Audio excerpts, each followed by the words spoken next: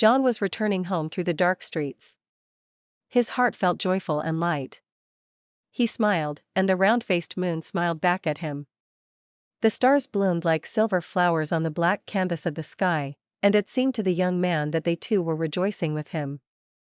The night had plunged the whole village into a sweet sleep, and he felt as if he was alone in the world, where the smell of hay and the freshness of the night were so sweet. His feet carried him through familiar nooks and crannies, while in his thoughts, he was still in the warm embrace of Uliana. Then, out of the darkness, his home appeared. In the window, a faint reddish reflection of a candle flickered, and John's mood instantly soured. His mother was waiting for him. Tatiana sat at the table, occupied with darning under the dim light of the smoky candle. "Why aren't you asleep, Mom?" John asked, sitting opposite her, even though he knew what she would say. With a sigh, his mother put aside her sewing and said, "How can I sleep when my only son is not at home? Confess, my little hawk. You've been to that widow again. Aren't there enough good and decent girls in the village? What has she bewitched you with?" "She is good too," John began. But Tatiana interrupted him. "And do good people visit each other at night?" "No, my dear.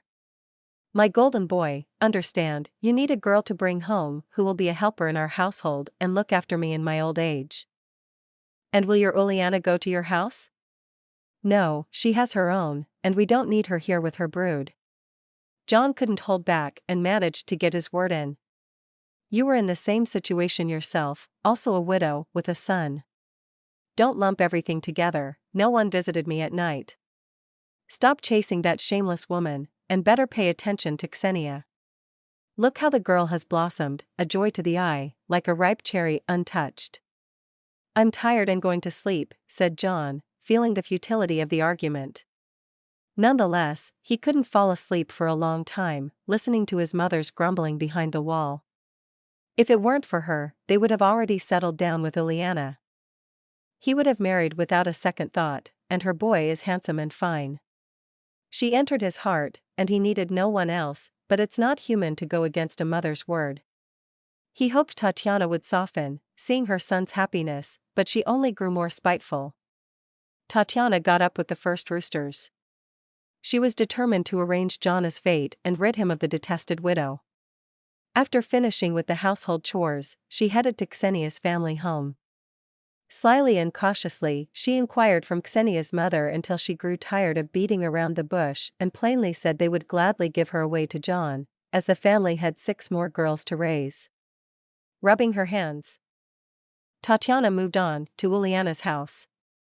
She knocked on the window, deliberately loud, startling an old man dozing on a neighboring bench, and the chickens began to fuss. Uliana, a tall, statuesque woman, came out to the yard and greeted Tatiana with restraint. She had little love for John's mother. Her cloyingly sweet speeches, diminutive endearments, and duplicity were repulsive to the widow's straightforward nature. Without much thought, Tatiana fell to her knees before her and began to wail loudly, "Uliana, my dove, do not ruin my boy.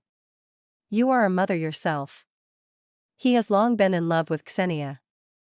She was almost engaged to him. But then he got involved with you. Well, it was fun while it lasted. You are a striking woman. You'll find someone else. Happiness can't be built on someone else's misery, on Ksenia's tears. My dove, my swan, step aside." Uliana pulled the edge of her skirt from Tatiana's grasping fingers and went back inside. The visit left her bewildered. Why the spectacle? Where did this Ksenia come from? A bitter residue lingered in her heart for the rest of the day. By evening, she managed to catch one of Ksenia's sisters from a group of children and asked about her relationship with John. The girl, carelessly sniffing her nose, replied, "Yeah, Dad and Mom were talking about it today. Looks like there will be a wedding." She ran off, leaving Uliana stunned by the news. So, it was all a deception, and she was merely a diversion. John spent the whole day working in the fields with the men, leaving, considering Uliana his fiancée, and returned as Ksenia's groom. Tatiana spent the whole day gossiping. By evening, she felt as if a callus was forming on her tongue. To anyone willing to listen, she recounted how John and Ksenia had loved each other almost since childhood. But the cunning widow had bewitched her son, surely by some sorcerous force. And now it was unclear which would prevail, pure love or dark power. When John came to Uliana, she drove him away. The door slammed shut in his face. Disoriented, he trudged home, and the moon no longer smiled at him from the sky. At home, John's mother was baking a pile of golden pancakes. "Eat, my golden boy," she cooed. "Dip them in sour cream." "Tasty?" "Just as I thought." "Oh, and Ksenia, her pancakes. People say they're to die for." Time passed, and reconciliation with Uliana proved impossible. Confusion gave way to anger. "She doesn't want to explain anything, well, to hell with her." He walked around sullen and morose, not immediately noticing that his name was closely linked with Ksenia's. He had barely exchanged a few words with her in his life, yet people attributed a celestial love to them. He wondered about this and suspiciously asked his mother one day, "Where did these rumors come from? She's so in love with you." "Silly boy," she replied with a smile. "She makes up all sorts of things. But think about it. Is it better to love or to be adored?" The wind wildly swayed the trees and splashed warm raindrops on his face. Ksenia, shielding her face with her coat collar, literally bumped into John on a narrow, eroded path. He felt compelled to say something and blurted out unexpectedly, "Is it true that you want to marry me?" The girl shrugged and said, "If Uncle says to go, then I'll go. He knows better than I do." His somewhat disconcerted response didn't sound like that of a madly in love girl. But then he figured she must be too shy to admit it. On a closer look, he realized she was quite attractive. With smoky eyes framed by black lashes. Maybe his mother was right, no need to chase a stubborn widow. Better to be loved. Moreover, rumors about Uliana began to spread, some rather unsavory. And gossip grew like a snowball. People whispered that Uliana would take men, or that Ksenia and John's wedding was soon, then cancelled, and Ksenia was already expecting a child. Eventually, the girl's father came to John and demanded he marry her immediately, as this could not continue and Ksenia's reputation was hanging by a thread.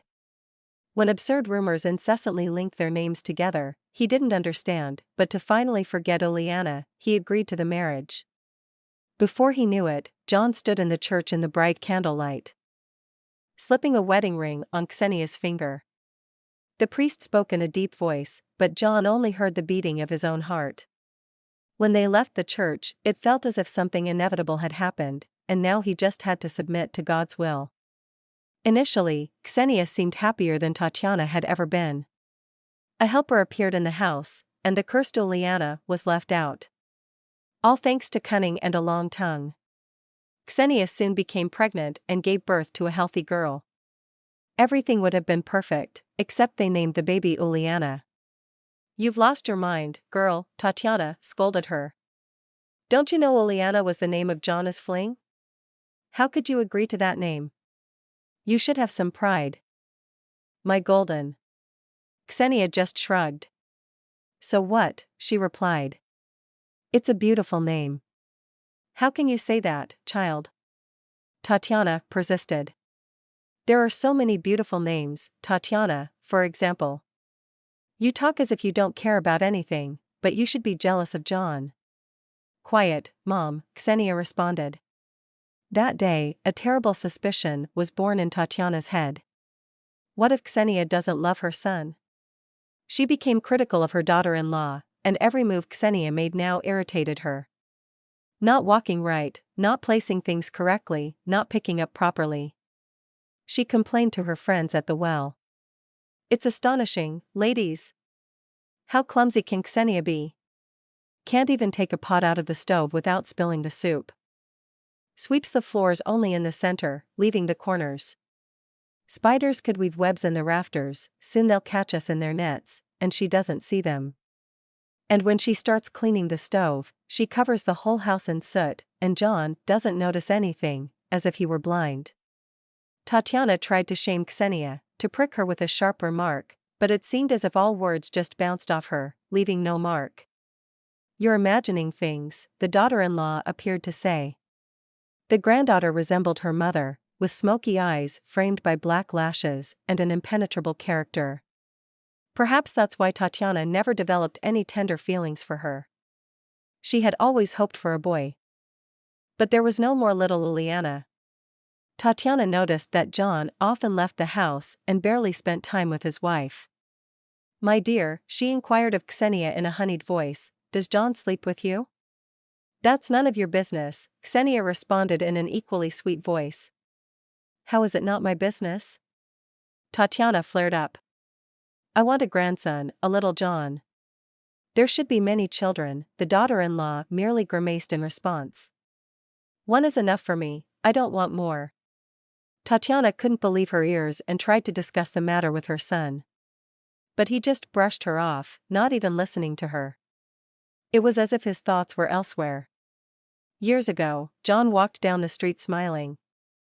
But now, snowdrifts glimmered along the road, and the moon still smiled from the dark blue of the night sky. The frosty air was intoxicating and burned his reddening cheeks. He wanted to shout to the whole village, "I love you, Uliana." He thought about how silly such childishness would look and laughed. The crunch of snow behind him signaled someone's approach. Turning around, he saw his mother's face twisted in anger. "I've been following you," she yelled. "I saw you going to that widow." "So, you've made up?" "I love her, Mom," John replied. "I can't live without her." Tatiana grabbed him by the arm and dragged him towards the house, scolding him all the way about the widow and her behavior. Ksenia was eating boiled pumpkin, enjoying the golden pieces with relish, when suddenly, along with the frosty air, her mother-in-law burst in like Jana's. "See," she exclaimed. "You've driven your husband to her with your coldness. He started going to that Uliana again. And it's all your fault. Good men don't stray." "Forgive me, Ksenia," John interrupted. "But the heart wants what it wants. I've loved Uliana for a long time. I'm going to her." "Love is good," the wife responded, searching the pot for another sweet slice. "Just don't forget about our daughter. And go with God." John rushed to kiss Ksenia's hands, then frantically began packing his things into a bag. Tatiana stood, her eyes wide with astonishment, gasping for air. Finally, she found her voice and turned on her daughter-in-law. "I always knew you didn't love my son and didn't care about anything. Shameless." Her husband leaves, and she sits there eating. Ksenia, looking regretfully into the empty pot, said, "Don't shout, you'll wake the girl. I have many brothers and sisters. It's fun, but it was very crowded. In summer, it was fine. We'd spread out in attics and haylofts. But in winter, we'd cram into the house, and there was no room to fall, so crowded. I'd curl up like a cat at the edge of the bench, to sleep. My father ordered me to marry off to anyone, even the devil, by winter, just to make some room. And I did. I love it, it's spacious.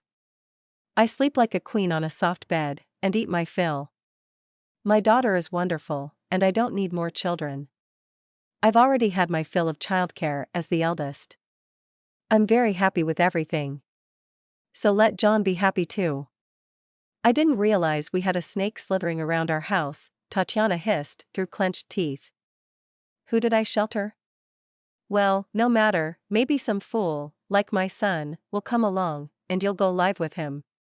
"No, Mother," the daughter-in-law smiled, "that won't happen. For as long as you've been telling everyone around how terrible a housekeeper I am, that no suitor would come near this house from a mile away. You've aired our dirty laundry in public, gossiping at every crossroads. So, it looks like we'll be living together. I hope you're pleased.